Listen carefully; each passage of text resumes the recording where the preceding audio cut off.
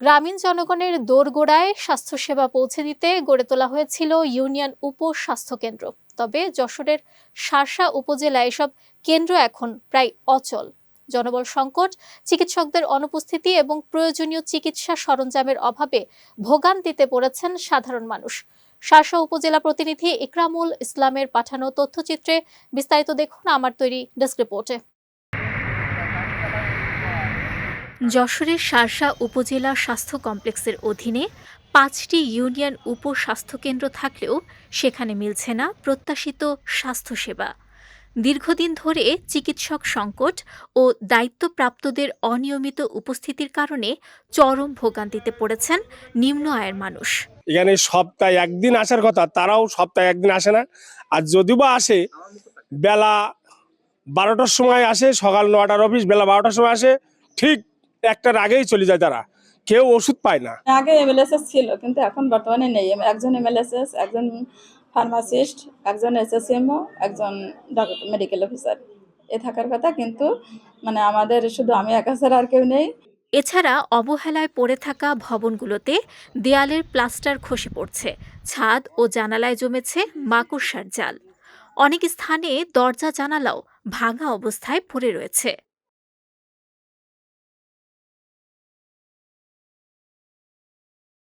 ৭ নম্বর কায়বা ইউনিয়নের একমাত্র সরকারি হাসপাতাল। এখানে প্রতি সোমবারে সকাল 11টা থেকে 1টা পর্যন্ত বিনা টাকায় ঔষধ দেয়, কিন্তু আর 7-6 দিন পুরোপুরি বন্ধ থাকে। এখানে এখন পৌঁছে দেখি তালা মারা। এখন বাজে হচ্ছে 1:20।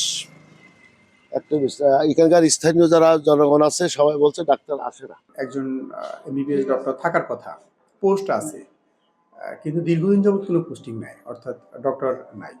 স্থানীয়দের অভিযোগ, সরকারিভাবে চিকিৎসক নিয়োগ দেয়া হলেও তারা নিয়মিত ইউনিয়ন পর্যায়ের এসব কেন্দ্রে উপস্থিত থাকেন না।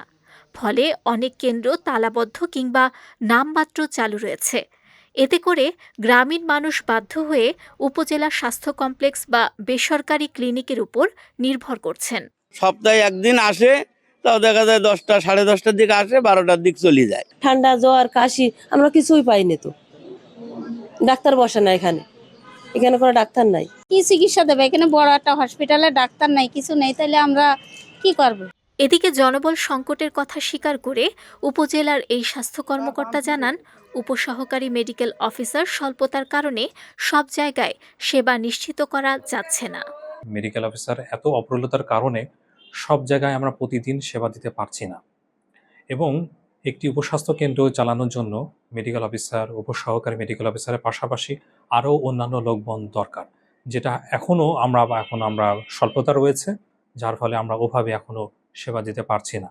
উপস্বাস্থ্য কেন্দ্রগুলোতে চিকিৎসক ও প্রয়োজনীয় সরঞ্জামের সংকট রয়েছে উল্লেখ করে উপজেলা নির্বাহী কর্মকর্তা জানান, উপজেলা পরিষদের মাধ্যমে বরাদ্দ দিয়ে সমস্যা সমাধানে উদ্যোগ নেওয়া হবে।